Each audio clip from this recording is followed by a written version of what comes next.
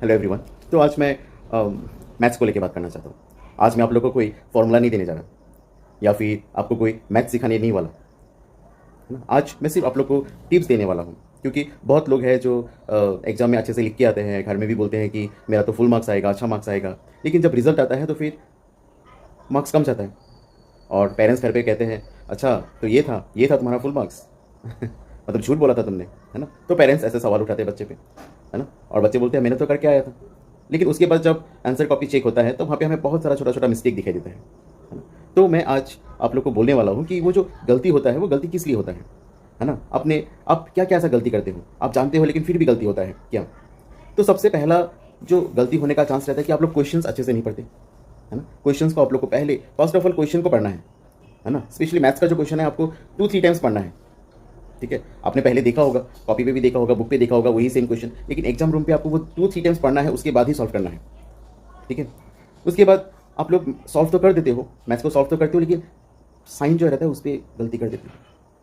अगर आपको प्लस करना होता है तो फिर आप माइनस कर देते हो, इनटू करना होता है तो डिवाइड कर देते हो, या फिर कभी नंबर ही गलत करके लिख देते हो, होता है ऐसा, है ना। और कोई कोई है आप लोग को मल्टीप्लिकेशन टेबल भी याद नहीं रहता, तो वो तो ठीक करना होगा, है ना। तो मल्टीप्लिकेशन, सब्ट्रैक्शन, एडिशन ये तो आना होगा, है ना, स्पेशली जो बड़े क्लास में है ना। और फिर आप लोग कभी कभी जैसे कि स्टोरी सम्स हो गया, वर्ड सम्स हो गया, वहाँ पे यूनिट्स पे आप मिस्टेक कर देते हो। अगर ऐसा कुछ यूनिट वाला सम रहता है जहाँ पे आपको केजी, मीटर, लीटर ऐसा यूनिट आपको शो करना होता है, अगर आप वहाँ पे नहीं लिखते हो तो फिर वो गलत हो जाएगा, वहाँ पे आपका 1 मार्क कट हो जाएगा यूनिट नहीं देने की वजह से, तो ऐसा भी मार्क्स चला जाता है ना। और सबसे जो बड़ा बात है वो है फियर ऑफ मैथ्स।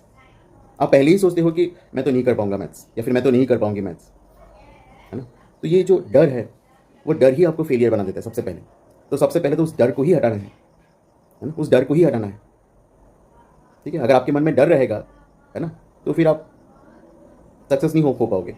वो डर आपको और डराएगा और उसी वजह से मार्क्स फिर कम आएगा। तो आपको डरना नहीं है।